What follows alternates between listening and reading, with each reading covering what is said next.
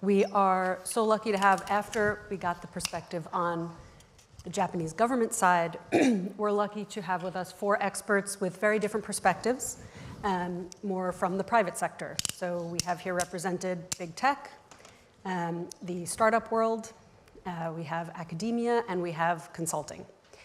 So moving on to the sort of broadening the aperture to a more global perspective, let's dive right in, and starting with the opportunities that artificial intelligence creates.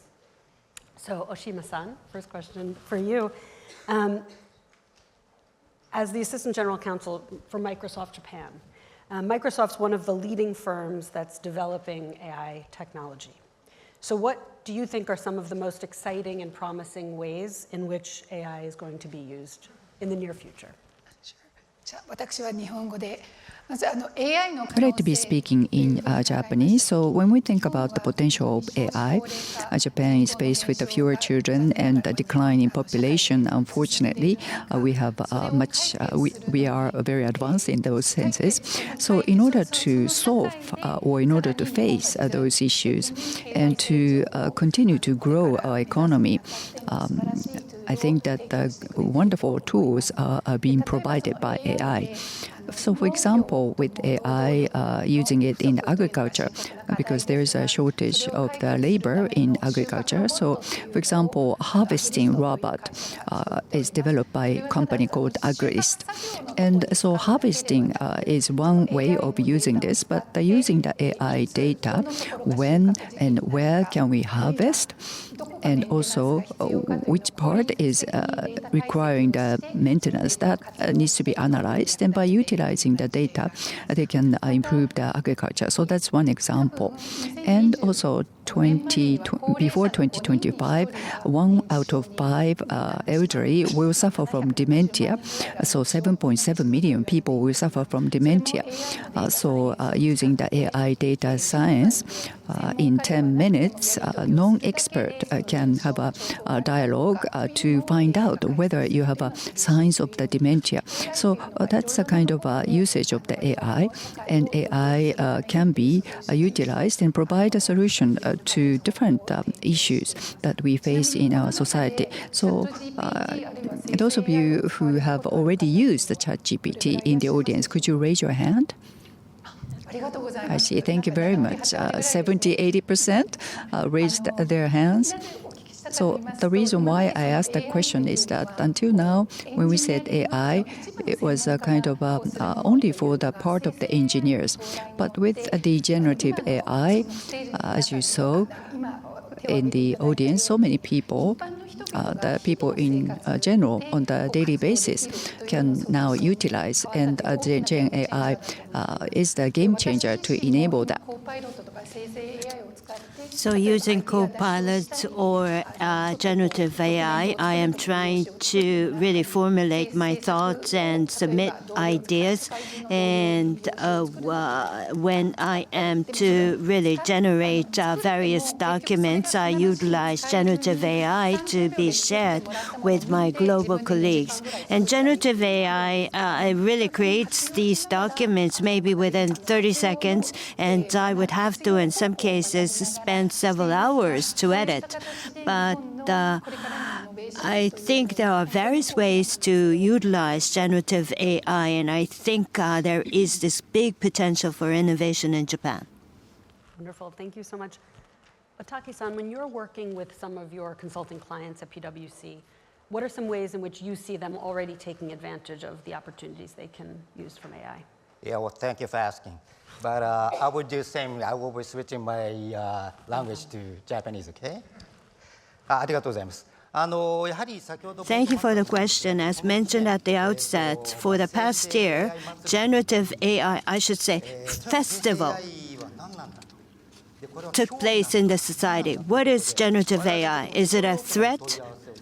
we had numerous inquiries about generative AI. And it got started with the study and then going on to assessment and then proof of concept of this AI technology. I think we had been very busy and very enthusiastic about generative AI in the corporate world in Japan. But I think it had come to a lull. That is my impression. And so looking at the application of generative AI, is it for internal use or is it for those external use?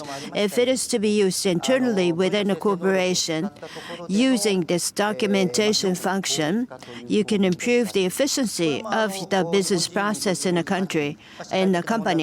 And for Japanese, that means that the societal issues can be addressed and resolved. So I think many of the Japanese think that we are going into the right direction. Another application is external use of AI to provide services and also within the product to incorporate the functions of generative AI to differentiate one's services or products.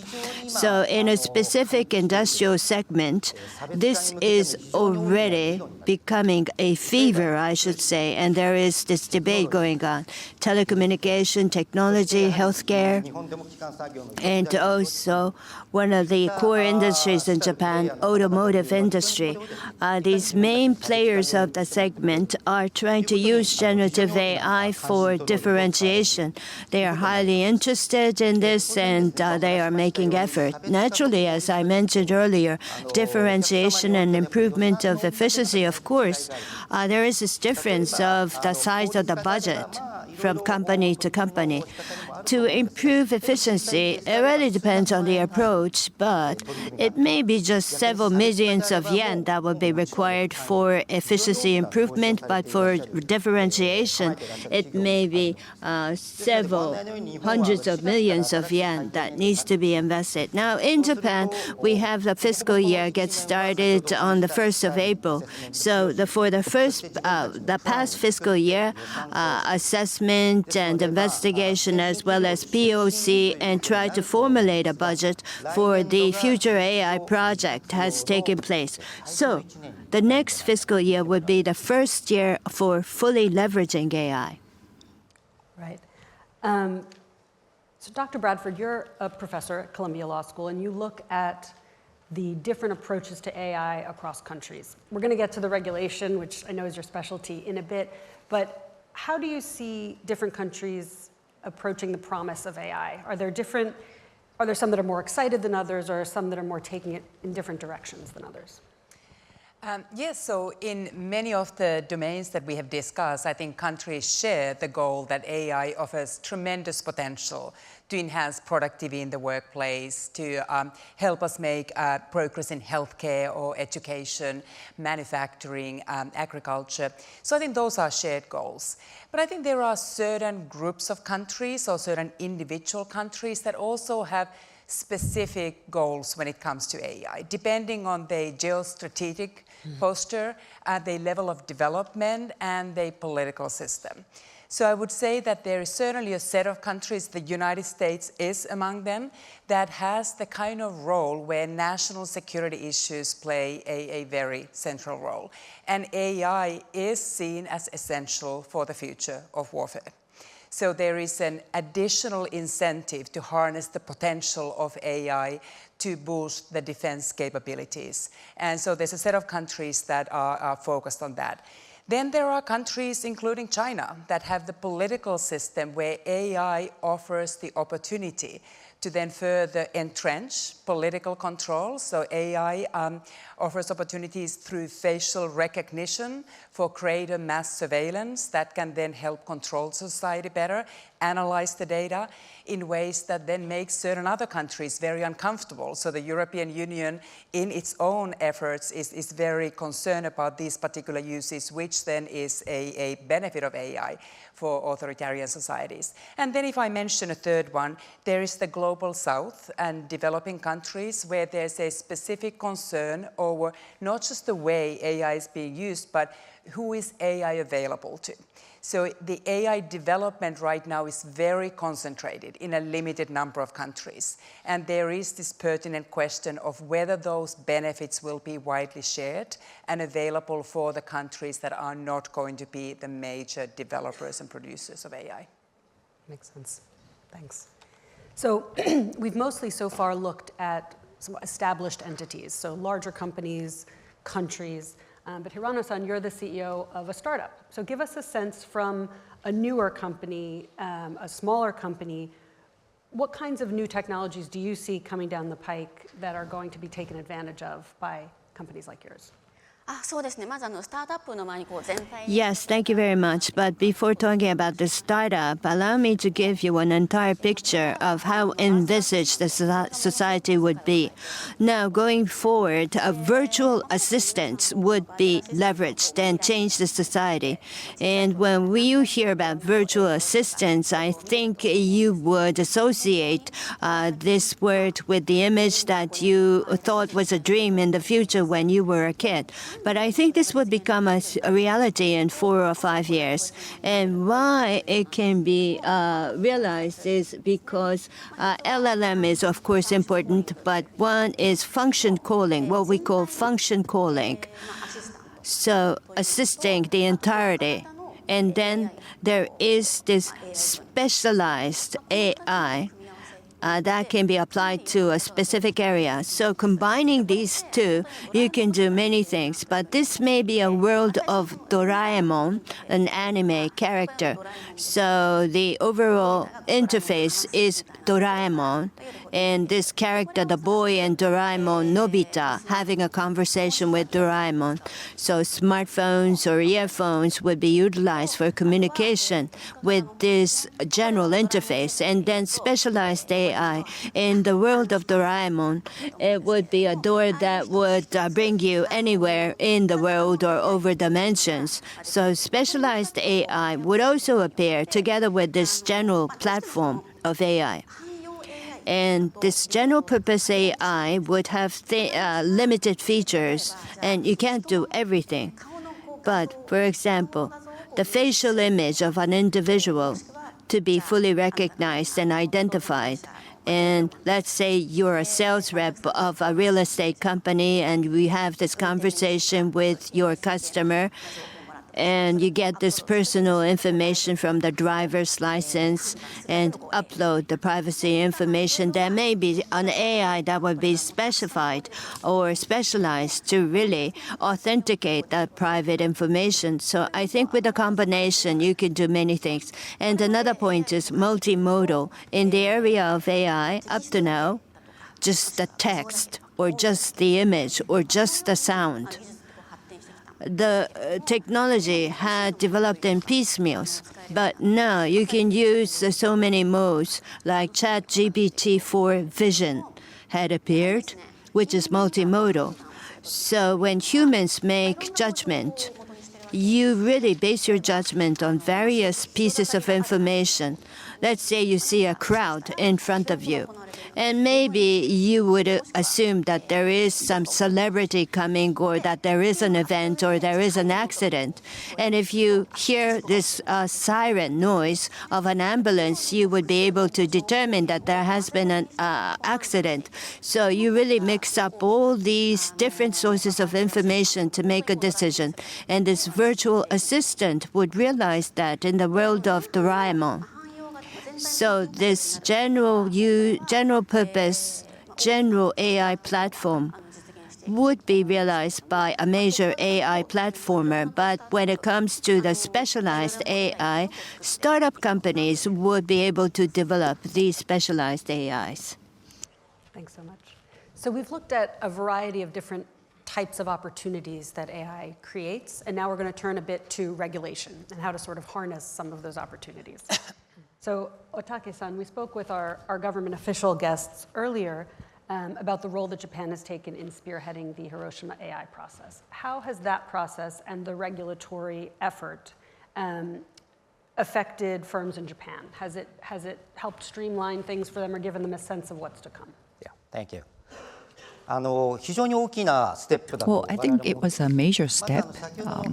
So listening to the government I forgot to mention some of the statistics. And for 900 customer companies in Japan, for those customers, we have done the AI research, the current status research, and where you are right now and what kind of things that you have done. There are two numbers, and already some kind of demonstration have done. So 73% of the companies said, yes, they have done some demonstration. But 87% of the people said that whether to use it internally or externally to clarify the use case and have already started planning for the investments. So that means a lot of companies have already started in implementing this technology. So that means that the governance is extremely important. And as it was mentioned, the guideline for AI will be provided, and this will give us the guidance for us, and it's a very good thing. So the very leading companies, those companies that are collecting information on their own and so that they can understand. And based on their understanding, they're creating their own guideline, or they're trying to create their own guidelines. And I think that when the official guideline becomes available, I think that it would be good for alignment. And also, you can also do away with the information collection process. So it will bring companies forward. But at the same time, whether to use it internally or with externally, there are different use cases. So one of the research that we have done says that, for example, in the global strategies, what are the three major challenges of the Japanese companies? One of them is market intelligence. So Japanese companies are in the process of globalization, so that's important. And now we see the decoupling happening, so supply chain restructuring is another. And the third is the understanding the new rules and regulation and to deal with those changes. So almost 90% of our customers who responded to our survey say that the AI is the next big thing. So having the guideline issued is a very major event, and it's important. But having said that, it's still a guideline. So as it was mentioned, basically it's a soft law. So we refer to it and we create our own guideline. And as I said, to implement this globally, if that is the case, in each country and the region, there have to be different guidelines, so we have to refer to them. And in the specific industry and sector, there could be some different regulations. So having the guideline itself is a good thing. But even though we continue to have a discussion, we would never have just one hard law globally. But if that is realized, it would take a long time. So government working with other countries and even the soft law to come up with the guideline, and there is a process to keep improving that, is a good thing for Japan and Japanese people, and also for those people who are doing business globally, and it would be a tailwind for us. Perfect. You've taken sort of the next step for us, so moving from regulations and guidelines in Japan to a more global perspective. So Dr. Bradford, you've written a book called Digital Empires, where you compare the approaches to AI regulation between the US, the EU, and China. So give us a sense of what each of those entails so far and how they differ. Yes, I think there are three primary ways to think about regulating technology. So there is this American traditional market-driven approach that is very focused on preserving innovation and then very reluctant to assert a great role by the government. So technology is generally just handed over to the tech companies for them to self-govern. China follows what I call a state-driven regulatory model. So the goal of the Chinese government is to make China a technological superpower, and it is prepared to leverage state resources to meet that goal. But the government also deploys technology, including AI, as the tool for surveillance and censorship and propaganda in order to entrench then the power of the Communist Party and maintain social stability in the country. So the Europeans are often portrayed as being forced to choose between the US and the Chinese digital world, but I argue that the Europeans are not able to do that, nor are they forced to do that. The Chinese model for the Europeans is simply too oppressive, and the American model is too permissive. So the Europeans have adopted a role whereby they are adamant in governing the technology. So the rule of law, democratic oversight, and that is the part of their rights-driven model. So the idea that the technology need to be governed in the way that we can ensure the fundamental rights of individual, to preserve the democratic structures of the society. And the Europeans are also looking for a more fair distribution of the gains from digital economy.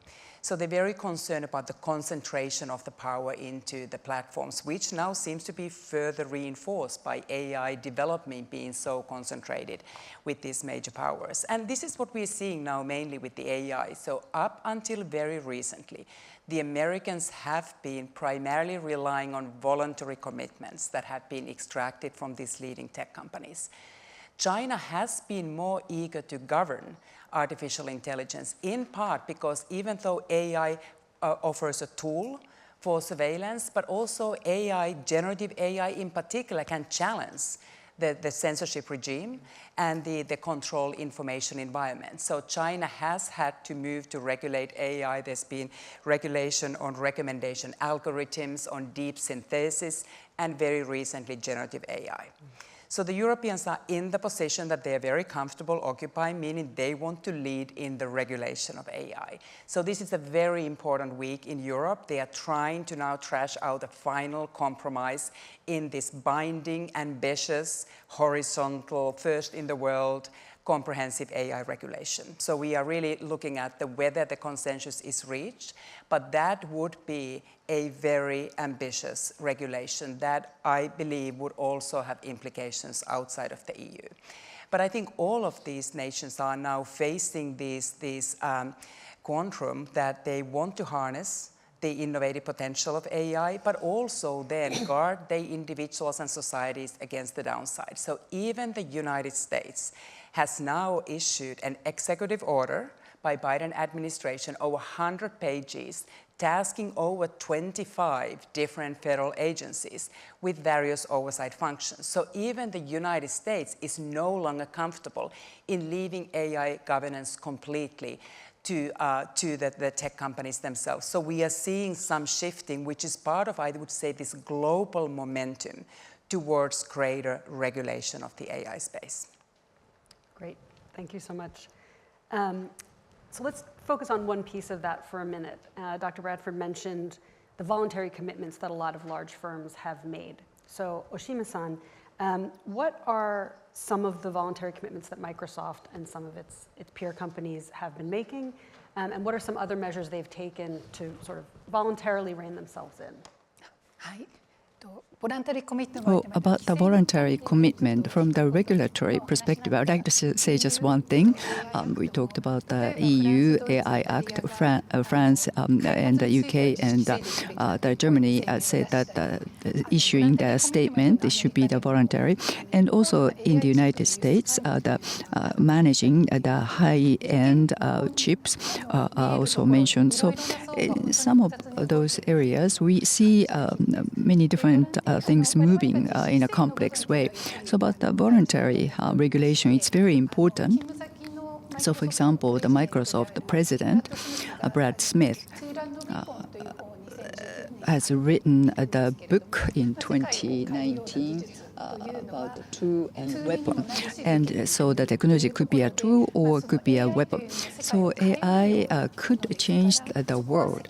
So we have to be responsible to provide, and we have such responsibility. So that is the mission of our company. So since 2017, responsible AI is something that we have been working on.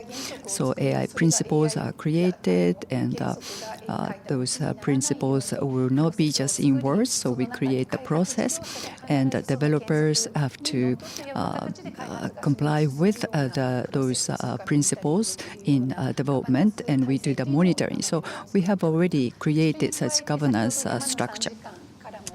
As mentioned earlier by Councillor Yamano, privacy and sensitive information should not be linked, and disinformation, misinformation would have to be controlled. So first of all, try not to have these private information be mixed up in this disinformation. And discriminatory prompt, for example, that violates the human rights. There has to be good control and filtering the contents. These are all things that can be resolved using technology. And so while we use this technology to address these issues, we have to establish a solid governance structure. As mentioned earlier, in the United States, there is this voluntary commitment by tech companies, well, actually approached by the government for voluntary commitment. And in Japan, the Cabinet Office had been approached. The Cabinet Office actually approached the major tech companies that are capable of developing large language models to formulate guidelines and safe and secure trustworthy solution to be formulated by the private companies was the request raised by the government, and we made clear that we would really make sure that we would have this voluntary commitment. But we're no longer living in a world where those voluntary regulation would do the work. Where there's frontier model or data centers, of course, may have to be regulated by the government. And Hirano-san, we've had we've looked at a number of different types of regulation, so self-regulation, government regulation. What does the landscape look like from your point of view, from the point of a startup? What are startups in this space doing to think about what's coming down the pike, but also to shape regulation that will work for firms like yours as well? Well, AI is evolving, but I believe there is much more to come in the future. And I think it would be like whitelist-based format, which means that there has to be some certification or permission given for the use of AI. So what happens if there is this malicious intent in the background? I use smartphones, and my child had been manipulating and operating my smartphone, and there was this misoperation by my child, and there were ads that was pulling the screen every 30 minutes. So the apps on smartphones would be like showing these advertisements on the smartphones. But using AIs, they have sophisticated decision-making function, and they can do very sophisticated things. So it's not that the ads on the screen of their smartphone is annoying. It's not that level of problem. And having this conversation on the chat, and there was this incident that led the person in the conversation to commit suicide. Well, this may be an extreme example, but going forward, I think we have to be careful about this malicious intent of utilizing AI. So using the sophisticated and refined AI, it is very difficult to detect this malicious intention. At least try to select those companies that are of goodwill. So what a startup company can do is So far, we have been very fortunate not to be exposed to these malicious intent, but this misinformation is a major issue. So when we are to generate an output based on our decision, we have to really clarify the rationale for our decision, that such and such a thing was in this document and that was the grounds for a decision, and trustworthy AI would have to be developed. I think some of those are important warnings for all of us. We are almost out of time, so it's time for our lightning round. And I'm going to ask each of the panelists to take less than a minute and just give to our audience what is one of their key takeaways for whether you're in the corporate world, whether you're in government, whether you're just an interested citizen. What are some of the things that they should think about and do to make the best use of these technologies while avoiding some of the risks? You can just go down the line. Oh, for me? You can go ahead. 大きく言うとやはり全員が Well, at a high level, everybody would have to really think that you are the protagonist. So be it the industry or the government or the public sector, you have to be sure that you are the protagonist, and so it has to be open. Now, from the private sector's point of view, as mentioned earlier, literacy is really critical. And another important point is this is not just an issue for the academia to address. In Japan, we have this shortage of specialists, especially in the area of AI, and it cannot be resolved in this framework of reskilling the Japanese workers. So in order for the AI privy experts, the government would have to really tackle this problem. I totally agree with Mr. Otake. With AI, Access Partnership Survey tells us that there is an economic impact of 150 trillion yen. 150 trillion.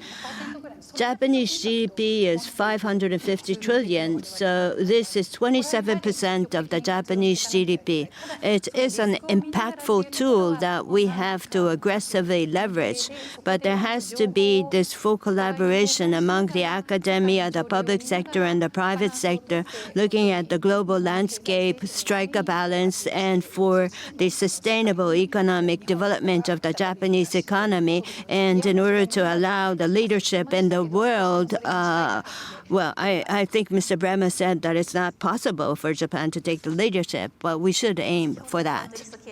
So I talked about this white list format, and I think I'm the most conservative among the panelists. I personally think that this evolution of innovative technology is really exciting. Every day I feel happy that I was born into this very new world, because when I was a kid, I really liked this comic book Doraemon, but it's becoming a reality finally in the society. So being born in this new age, we should enjoy the change in the society and fully utilize this technology. I think that really would allow us to enjoy life. Thank you very much. Thank you. I don't want to kill the excitement around technology. I am also excited, but let me make a pitch for the regulators and why I think governments need to be part of the conversation. So it is harder for me to attach probabilities of these really existential risks. But it is not hard for me to predict that we are going to see AI amplify existing problems around disinformation. And I am extremely worried about next year with all these elections around the world. So I think the time is to regulate, and the time is to regulate now. There's a perception that the governments should not be regulating because they don't understand technology. Well, governments regulate lots of domains that they don't fully understand. They don't know how to build airplanes, yet they regulate airline safety. They don't know how to develop vaccines, yet we all want vaccines to be regulated. And AI is not just about technology. It is also about how that technology affects democracy and fundamental rights. And the tech companies are not experts on democracy and fundamental rights, so we need the governments. And we need now, because there's this idea that we don't yet know how AI will evolve. We don't know next year or the year after that. This is not going to be finished if you all do your job right. This is going to continue to evolve in exciting ways, but also in the ways that at some point the regulators would then need to just concede we are spectators because there are new developments all the time. So that's why my call is for the regulators to really use the authority that they have. Use it wisely, use it responsibly, use it in conversation with the companies that develop technologies so that we can really harness the tremendous potential while at the same time making sure that our societies are guarded against the potential harmful uses. So just to close, this is of course one of the most complex and difficult issues that we're going to be grappling with for decades to come. And I think that it's hopeful that at least we have actors in the private sector and in governments and in multilateral organizations that are all looking for some of the answers and to try and solve some of the problems that we can only foresee at this point. So thank you so much to our panelists for providing some of those different perspectives for us and for educating us all on something that's going to affect us for the rest of our lives. Thanks so much.